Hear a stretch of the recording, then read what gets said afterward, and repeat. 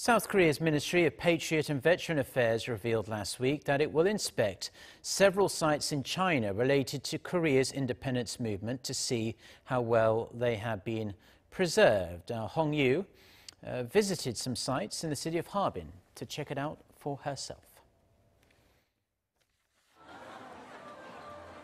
Harbin, a beautiful city located in northeastern China, is not only a popular tourist hotspot, it was also seen to the historic independence movement led in part by beloved Korean independence activist Ahn Jung-geun.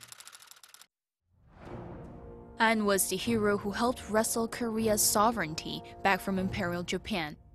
The dark days of the early 1900s, when Korea was colonized by Imperial Japan, brought Ahn to Harbin with the purpose of murdering Ito Hirobumi, the Japanese supervisor of Korea, or Chosun as it was known at the time.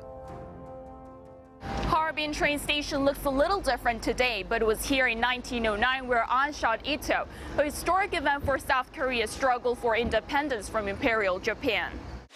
The platform where it happened was preserved in remembrance of AhnJung-geun's bravery until 2015, but it's no longer there.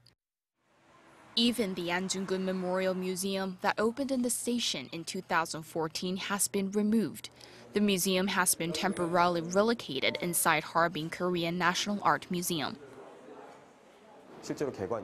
A lot of people visited the museum, especially South Koreans' interest in Ahn Jung-geun increased, and so the museum was able to let people know why he's such an important figure in our history.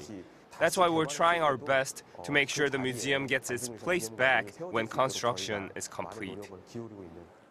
But it remains to be seen whether the museum will get its place back.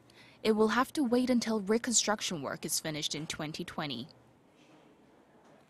Ahn stayed in Harbin for 11 days, and during that time he stayed in Kim Sung-baek's house, the leader of Chosun society residing in Harbin, who worked to solve any problems they faced living in the Chinese city.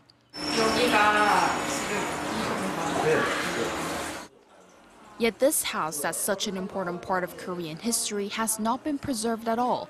Instead, it's home to a local resident.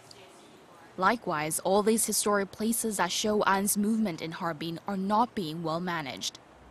The chief researcher of Korea Cultural Heritage Policy Research Institute agrees the historical sites are not being well preserved.